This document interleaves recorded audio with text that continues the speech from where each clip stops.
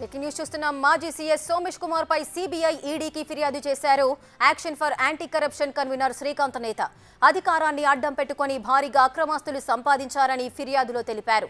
తన కుటుంబ సభ్యులు బినామీల పేరుతో ఆస్తులు రిజిస్ట్రేషన్ చేయించారని కంప్లైంట్లో రాశారు. సోమేష్ ఫ్యామిలీ పేరుతో ఎక్కడెక్కడ ఆస్తులు కూడబెట్టారో కూడా ఓ లిస్ట్ ఇచ్చారు శ్రీకాంత్ నేత. గుర్గావ్లో చాలా కమర్షియల్ కాంప్లెక్స్లున్నాయంటూ ఫిర్యాదులో తెలిపారు. నోయిడాలోని కీలక ప్రాంతాల్లోనూ బినామీల పేరుతో స్థలాలు కొన్నారన్న శ్రీకాంత్ ఫిర్యాదులో తెలిపారు. హైదరాబాద్ శివర్లలోని రంగారెడ్డి జిల్లా యాచారంలో సోమేష్ కుమార్ భార్య పేరుతో కొన్న 25 ఎకరాల భూమిని తన ఫిర్యాదులో ప్రస్తావించారాయన.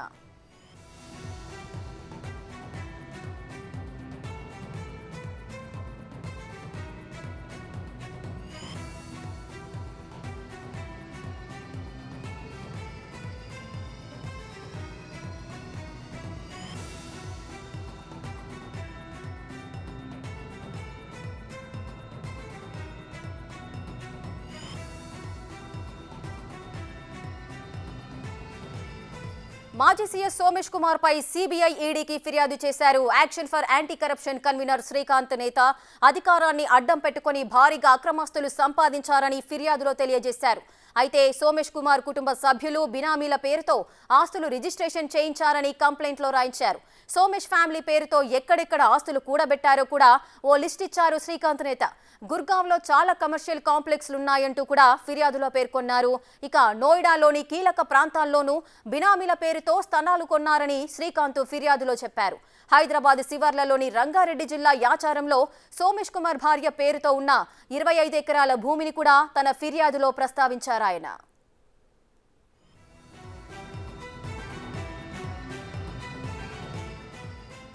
అత్యంత కాస్ట్లీ ఏరియాగా చెప్పుకునే ఫైనాన్షియల్ డిస్ట్రిక్ట్ లోనూ సోమేష్ కుమార్ కు కమర్షియల్ ప్రాపర్టీస్ ఉన్నాయని కంప్లైంట్ చేశారు. ఇవన్నీ సోమేష్ కుమార్ తన అధికారాన్ని దుర్వినియోగం చేయడం ద్వారా వచ్చిన అక్రమ సంపాదనతో కొన్నారని ఆరోపణలు చేశారు.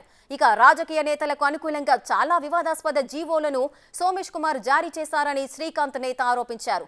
మరింత సమాచారం మా ప్రతినిధి సురేష్ అందిస్తారు. రైట్ సురేష్, చెప్పండి. ఈ సోమేష్ కుమార్ వ్యవహారం అనేది తవ్విన కొద్దీ కూడా ఆయన చేసిన అక్రమాలన్నీ కూడా ఒక్కొక్కటిగా బయటపడుతూనే ఉన్నాయి. ఇక ఈ నేపథ్యంలోనే శ్రీకాంత్ నేత అనే వ్యక్తి కూడా ఒక కంప్లైంట్ అయితే ఇచ్చారు. దీనికి సంబంధించిన డీటెయిల్స్ ఏంటి? సంబంధించి యాచారంలోని 25 ఎకరాల భూమే కాదు, చాలా ఆస్తులు ఉన్నాయి. అవన్నీ కూడా బినామీల పేర్లపైన కూడా ఉన్నాయంటూ కూడా ఈడీకి సిబిఐకి ఫిర్యాదు చేయడం జరిగింది. దీనిపైన పూర్తి విచారణ జరిపించి ఆయన ఆస్తులన్నింటిని కూడా బయటికి తీయాలని చెప్పేసి కూడా శ్రీకాంత్ నేత ఫిర్యాదు చేయడం జరిగింది. దీనిపైన సమగ్రంగా విచారణ జరిపించాలని చెప్పేసి కూడా ఈడీని కోరడం జరిగింది. అయితే తెలంగాణలో చీఫ్ సెక్రటరీగా పదవి చేసినప్పుడు అప్పుడు సంపాదించాడైనా అక్రమంగా అధికారాన్ని దుర్వినియోగం చేస్తూ ఆస్తులు కూడబెట్టాడని చెప్పేసి కూడా ఈ ఫిర్యాదులో పేర్కొనడం జరిగింది. ఏపీ క్యాడర్కి చెందిన సోమేష్ కుమార్ని మళ్ళీ తెలంగాణకి పిలిపించి కీలకమైన పదవిలో గత ప్రభుత్వం కూర్చోబెట్టింది. ఆయన ప్రభుత్వానికి సంబంధించి కొన్ని జీవోలకు సంబంధించి వాటిని రిలీజ్ చేయడం జరిగింది కొందరికి అనుకూలంగా అని చెప్పేసి కూడా ఈ ఫిర్యాదులో పేర్కొనడం జరిగింది. అయితే హైదరాబాద్కి సంబంధించి ఫైనాన్షియల్ డిస్ట్రిక్ట్, అదేవిధంగా సైబరాబాద్ పరిధిలో చాలా ఆస్తులు కూడా పెట్టాడు. వాటిని కమర్షియల్ కాంప్లెక్స్లతో పాటు ఖరీదైన ల్యాండ్స్ కూడా బినామీల పేరుపై రిజిస్ట్రేషన్ చేయించాడని చెప్పేసి కూడా ఫిర్యాదు చేయడం జరిగింది. ఇక ఢిల్లీ, నోయిడాలో కూడా అత్యంత ఖరీదైన కమర్షియల్ కాంప్లెక్స్లు ఉన్నాయి. లక్షల్లో రెంట్ వస్తుంది దానికి సంబంధించి. అవన్నీ కూడా బినామీలపైనే ఉన్నాయి. వీటిని అన్నిటిని కూడా బయటికి తీయాలంటూ కూడా కొన్ని అడ్రస్లతో సహా పెట్టడం జరిగింది. దీనికి సంబంధించి ఈడీకి సిబిఐకి రెండింటికి కూడా ఫిర్యాదు చేయడం జరిగింది. రెండు కూడా ఫిర్యాదులో ఖచ్చితంగా విచారణ చేసి బయటికి తీయాలని చెప్పేసి కూడా శ్రీకాంత్ కోరడం జరిగింది. దీనికి సంబంధించి పూర్తిగా, ఎందుకంటే గత ప్రభుత్వంలో ఆయన చాలా కీలకమైన పదవులు అనుభవించడం జరిగింది. జిహెచ్ఎంసీ కమిషనర్గా చేశాడు, ఎక్సైజ్ కమిషనర్గా చేశాడు, తర్వాత చీఫ్ సెక్రటరీగా చేయడం జరిగింది. అదేవిధంగా రెవెన్యూ శాఖలో చాలా సంవత్సరాలు పనిచేయడం జరిగింది. వీటన్నిటిలో చాలా కీలకమైన పోస్ట్లో సోమేష్ కుమార్ పనిచేశాడు. రిటైర్డ్ అయిన తర్వాత ప్రభుత్వ సలహాదారుగా మళ్ళీ కేసీఆర్ పెట్టుకోవడం జరిగింది. దీనిపైనే పూర్తిగా విమర్శలు కూడా రావడం జరిగింది. బీహార్ రాష్ట్రానికి చెందిన సోమేష్ కుమార్కి అత్యంత ప్రాధాన్యత ఎందుకు ఇవ్వాల్సి వస్తుంది, అసలు దీని వెనకాల ఏముందనేది కూడా గత ప్రభుత్వంలో చాలామంది ప్రతిపక్షాలు ఆరోపించినప్పటికీ కూడా ఇవేవి పట్టించుకోకుండా సోమేష్ కుమార్కి చాలా కీలకమైన పదవులు ఇచ్చారు. ఆ పదవులను అడ్డం పెట్టుకొని భారీగా ఆస్తులు సంపాదించాడని చెప్పేసి కూడా ఇప్పుడు ఆరోపణలు వస్తున్నాయి. దాదాపు 25 ఎకరాలకు సంబంధించిన ల్యాండ్ వాళ్ళ భార్య పేరుపైనే నేరుగా కొనడం జరిగింది. దాన్ని 2.5 లక్షలు అని చెప్తున్నారు. కానీ అక్కడ కోట్ల రూపాయలు చెల్లించినట్టు తెలుస్తుంది. దానికి సంబంధించి మొత్తం బ్లాక్ మనీ రూపంలోనే రైతులకు అక్కడ డబ్బులు చెల్లించారని చెప్పేసి కూడా అక్కడ ఉన్న రైతులు చెప్తున్నారు. దీనికి సంబంధించి దర్యాప్తు కొనసాగుతుండగానే ఇప్పుడు సిబిఐకి సంబంధించి ఈడీకి సంబంధించి కేసులు ఏదైతే కంప్లైంట్ చేశారో దీనిపైన ఈడీకి సంబంధించి కేసు చేసి దీనికి సంబంధించి పూర్తి విచారణ కూడా జరిపిస్తే సోమేష్ కుమార్కి సంబంధించిన అందరి వ్యవహారం కూడా బయటకు వస్తుంది. గతంలో ఈయన ఐఏఎస్లకు సంబంధించి కొంతమంది ఈయన సంబంధించిన వారికే చాలా కీలక పదవులు ఇప్పించి వారి ద్వారా కూడా ఆ జీవోలు తీసుకొచ్చి ప్రత్యేక జీవోలు తీసుకొచ్చి వాటి ద్వారా కొంచెం లబ్ధి పొందాడని చెప్పేసి ఆరోపణలు కూడా ఉన్నాయి. కాబట్టి దీనిపైన సమగ్రంగా దర్యాప్తు చేయాలని చెప్పేసి కూడా శ్రీకాంత్ కోరడం జరిగింది. ఎందుకంటే ఈడీ దర్యాప్తులో కోట్ల రూపాయలు ఆస్తులు సంపాదించింది కాబట్టి ఈడీ ఎంటర్ కావాలి. ఖచ్చితంగా రిటైర్డ్ ఐఏఎస్గా ఉన్న సోమేష్ కుమార్ పైన పూర్తి విచారణ జరిపించాలని చెప్పేసి కూడా ఆయన కోరడం జరిగింది. దీనిపైన చూడాలి ఈడీ కేసు నమోదు చేసి దర్యాప్తులో ఎలాంటి విషయాలు బయటికి రాబోతున్నాయి. సోమేష్ కుమార్కి సంబంధించి అనేక ఆరోపణలు వస్తున్నాయి. సురేష్, అయితే కేవలం హైదరాబాద్లోనే కాదు, మీరు చెప్తున్నట్లుగా అటు ఢిల్లీ, నోయిడాలో కూడా ఎన్నో కొన్ని కోట్ల విలువ చేసే భూములను లేదా ఆస్తులను కూడా ఆయన అక్రమంగా ఆయన కొనుగోలు చేసిన పరిస్థితి ఉంది అంటూ కూడా శ్రీకాంత్ నేత తన ఫిర్యాదులో పేర్కొన్నారు. ఈ నేపథ్యంలో ఆయన దగ్గర ఏమైనా ప్రూఫ్స్ ఉన్నాయా? అదేవిధంగా ఈ కంప్లైంట్కి సంబంధించి పోలీసులు ఏమంటున్నారు? అధికారులు ఏ విధమైన చర్యలు తీసుకునే అవకాశం ఉంది? ఖచ్చితంగా ఇదైతే మనం సిబిఐకి సంబంధించిన లెటర్ ఈయన కంప్లైంట్ చేశారు. కంప్లీట్గా దీంట్లో సోమేష్ కుమార్కి సంబంధించిన పూర్తి డీటెయిల్స్ ఎక్కడెక్కడ ఆస్తులు ఉన్నాయి, కమర్షియల్ కాంప్లెక్స్లు ఉన్నాయి, హైదరాబాద్లో ఎక్కడెక్కడ ఆయనకి కాంప్లెక్స్లు ఉన్నాయి, ఖరీదైన ల్యాండ్స్ ఉన్నాయి అనే దానిపైన పూర్తిగా వివరాలతో కూడిన లెటర్ని సిబిఐకి ఈడీకి అందించాడు. దీనిపైన పూర్తి దర్యాప్తు చేయాలి. ఎందుకంటే బినామీల పేర్ల పైన ఆస్తులు, కమర్షియల్ కాంప్లెక్స్లు ఉన్నాయి కాబట్టి ఆ బినామీలు ఎవరు అనేది ఈడీఏ తేల్చాలి. ఎందుకంటే బినామీ యాక్ట్ ఉపయోగించి సోమేష్ కుమార్కి సంబంధించిన బినామీలు ఎవరున్నారు అనేది కూడా పూర్తిగా బయటికి తీయాలి. అయినా రెవెన్యూ శాఖలో చాలా కీలకంగా పనిచేశాడు. అప్పుడు జీవోలు తీసుకొచ్చి కొన్ని కోట్ల రూపాయలు అక్రమంగా సంపాదించాడని చెప్పేసి కూడా తెలంగాణ సామాజికవేత్త నరసింహారెడ్డి కూడా ఆరోపిస్తున్నాడు. దీనిపైన జీవోలు ఇష్యూ చేశారు కాబట్టి వాటన్నిటిపైన కూడా ఇప్పుడు ఏసీబీ ఫోకస్ చేయాలని చెప్పేసి కూడా ఆయన కూడా డిమాండ్ చేస్తున్నాడు. ఖచ్చితంగా బినామీలకు సంబంధించే ఆస్తులన్నీ కూడబెడతారు కాబట్టి వాళ్ళని బయటికి తీస్తే ఈ ఆస్తుల వివరాలన్నీ కూడా బయటికి వస్తాయి. ఏదైతే ఢిల్లీ, నోయిడాకి సంబంధించిన కమర్షియల్ కాంప్లెక్స్లో దాదాపు లక్షల కిరాయిలు రెంట్స్ అన్నిటిని కూడా అవి నెలకి సోమేష్ కుమార్కి వస్తున్నాయి, అతనే తీసుకుంటున్నాడని చెప్పేసి కూడా సిబిఐకి తెలిపినట్టు తెలుస్తుంది. వీటి అన్నిటిపైన కూడా విచారణ జరిపించాలి. ఆ కాంప్లెక్స్లు ఎప్పుడు కొనుగోలు చేశారు, దానికి వెనకాల ఎవరెవరు ఉన్నారనేది కూడా పూర్తిగా ఈడీ విచారణ చేస్తే పూర్తిగా అదంతా కూడా బయటికి వస్తుందని చెప్పేసి కూడా శ్రీకాంత్ చెప్తున్నాడు. సురేష్, అదేవిధంగా చాలా మంది వివాదాస్పద జీవోలను కూడా రాజకీయ నేతలకు అనుకూలంగా కొన్ని జీవోలు కూడా సీఎస్ సోమేష్ కుమార్ రిలీజ్ చేసినట్లుగా కూడా ఆరోపిస్తున్నారు. వీటికి సంబంధించి కూడా పోలీసులు కానీ అధికారులు కానీ ఏ విధమైన విచారణ చేసే అవకాశం ఉంటుంది?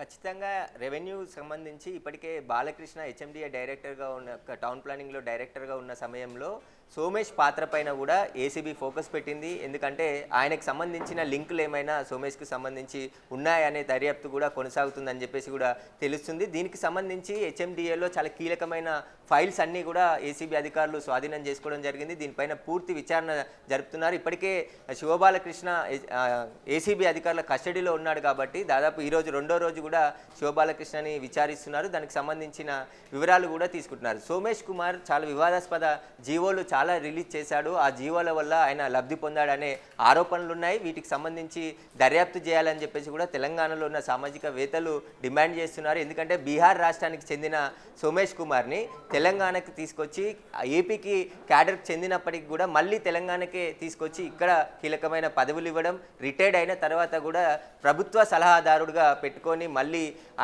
ఆయన సలహాలే తీసుకొని ఇక్కడ ఇంప్లిమెంట్ చేయడం అని చెప్పేసి కూడా చాలామంది దానిపైన విచారణ జరిపించాలని చెప్పేసి కోరుతున్నారు. దీనికి సంబంధించి ధరణి అనే పోర్టల్ తీసుకొచ్చిన సమయంలో సోమేష్ కుమారే చాలా కీలకంగా వివరించాడు. దాంట్లో ఉన్న ప్రభుత్వ భూములన్నీ కూడా మొత్తం కొల్లగొట్టారని చెప్పేసి గతంలో ఉన్న ప్రతిపక్షాలు ఆరోపించాయి. కాబట్టి దీనిపైన పూర్తిగా ఇప్పుడున్న సురేష్, అదేవిధంగా ప్రధానంగా మనం చూసుకున్నట్లయితే గత ప్రభుత్వము రెవెన్యూ శాఖను సొంత ఆదాయార్జనకు వాడుకుందనే ఆరోపణలు కూడా ఉన్నాయి. అయితే గతంలో ప్రజా సంఘాలు దీనిపై ఫిర్యాదు చేశాయి కూడా. వాటిపైన ఏదైనా ఫోకస్ చేసే అవకాశం ఉందా? ఖచ్చితంగా ప్రభుత్వం కూడా టెక్నికల్ కమిటీ వేసి అసలు బాలకృష్ణ వ్యవహారంలోనే ఇంత చిన్న అధికారి ఇన్ని వేల కోట్లు సంపాదిస్తే ఇంకా ఐఏఎస్లుగా పనిచేసిన వారి ఆస్తులపైన కూడా విచారణ జరిపించాలని చెప్పేసి వారు డిమాండ్ చేస్తున్నారు. దీనికి సంబంధించి బాలకృష్ణ ఒక హెచ్ఎండిఏ డైరెక్టర్గా ఉన్న బాలకృష్ణనే వేల కోట్ల రూపాయలు ఆస్తులు సంపాదిస్తే ఇంకా ఈయన పై ఉన్న ఆఫీసర్లు ఎన్ని వేల కోట్ల ఆస్తులు సంపాదించారు, తెలంగాణ సంపదనంతా కూడా కొల్లగొట్టి వాళ్ళ సొంతానికి వాడుకున్నట్టు చెప్తున్నారు. దీనికి సంబంధించి పూర్తిగా దర్యాప్తు చేయాలి, ఇవన్నిటిని కూడా బయటికి తీయాలి. ప్రజల సొమ్ముని వీళ్ళు కొల్లగొట్టారు కాబట్టి తిరిగి వాటిని స్వాధీనం చేసుకొని ప్రజలకే ఖర్చు పెట్టాలని చెప్పేసి కూడా డిమాండ్ చేస్తున్నారు. ప్రభుత్వాన్ని కూడా చాలామంది సామాజికవేత్తలు, చాలామంది వాళ్ళంతా ప్రొఫెసర్లు కూడా కోరుతున్నారు. ఎందుకంటే తెలంగాణ సంపద దాదాపు ఈ 9 ఏళ్లలో చాలా కొల్లగొట్టారు. ఆ అభివృద్ధి పేరుతో ఏదైతే ఎస్టిమేషన్స్ చేశారో వాటిపైన కూడా విచారణ జరిపించాలి. అసలు అప్పు చేసి మొత్తం తెలంగాణని దివాలా తీసే పరిస్థితికి తీసుకొచ్చారు గత ప్రభుత్వం అని చెప్పేసి కూడా వాళ్ళు ఆరోపిస్తున్నారు. దీనిపైన కారణమైన ఆఫీసర్ల పైన కూడా చర్యలు తీసుకుంటే మళ్ళీ ఇలాంటి పునరావృతం కాకుండా ఉంటాయని చెప్పేసి చెప్తున్నారు. గతంలో ఐఏఎస్ ఆఫీసర్లకు సంబంధించి విచారణ జరిగిన సమయంలో కూడా అవకతవకలు జరిగినట్టు తెలుస్తుంది. దీనికి సంబంధించి సోమేష్ కుమారే చాలా కీలకంగా సిఎస్గా ఉన్నాడు, చీఫ్ సెక్రటరీ.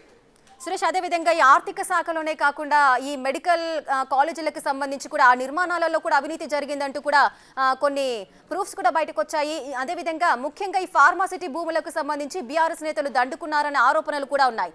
ఇప్పుడు ఆ వ్యవహారంపై దృష్టి పెడితే ఆ స్కామ్ మొత్తం బయటకు వచ్చే అవకాశం ఉందా?